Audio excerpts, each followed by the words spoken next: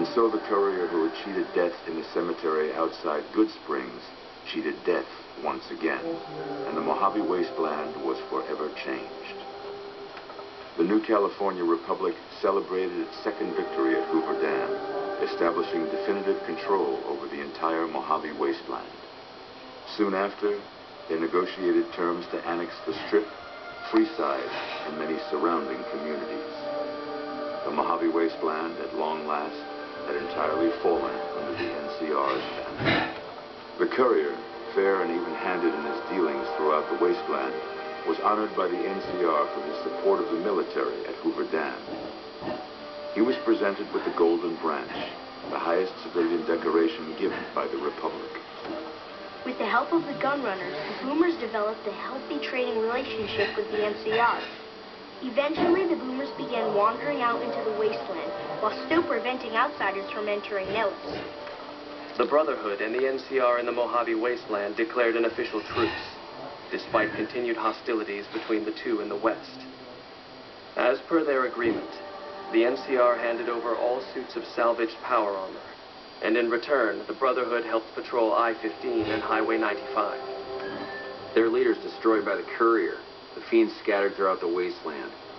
Without the organization of Motor Runner, Cook, Violet, and Driver Nephi, they were easy prey.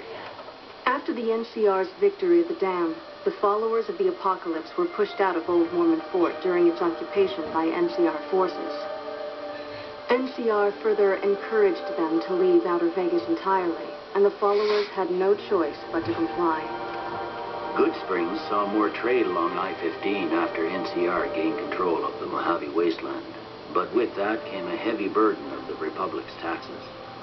Some old-timers, unable to handle the cost, were forced to move on, grumbling all the while.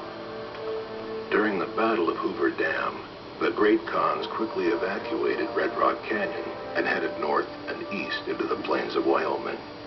There, they reconnected with the followers of the Apocalypse and rebuilt their strength. Bolstered by ancient knowledge of governance, economics, and transportation, they carved a mighty empire out of the ruins of the Northwest. Thanks to the courier and Lily, a cure for the Nightkin schizophrenia was found shortly after Dr. Henry's experiment concluded. Nightkin and other super mutants in the wasteland flocked to Jacobstown, and the town became known as a haven where a mutant could find peace. Lily continued to take her medicine at half doses, and although she remembered her grandchildren, her mind remained muddled and confused. Eventually, she parted ways with the courier and traveled west, seeking the remnants of her past. After the NCR victory at Hoover Dam, the temporary truce between them and the Kings blossomed into a full-scale relief effort for the people. While the NCR made repeated entreaties that Freeside join the Republic, the Kings steadfastly maintained their independence. Shaped up by the courier's advice, the Misfits distinguished themselves during the Legion's attack on Camp Golf. Mags was finally promoted to sergeant, and the rest of the Misfits received an official commendation. They continued to serve with distinction for many years. Though Novak was a low-priority target for the Legion, many of Novak's citizens died in its defense. In the weeks that followed, several bright followers returned to Novak to help restore its defenses, allowing it to remain independent of NCR. Looking for a place where he could be of some use, Boone found himself re-enlisting with his old unit. Though his regrets remained in his thoughts, they coalesced into a purpose, and Boone embraced it. With the dam firmly under grasp, the NCR turned its attention towards wresting the correctional facility for Powder Ganger hands. The Powder Gangers are no match for the battle-hardened troops of the NCR. Summary execution awaited the Powder Gangers who managed to survive.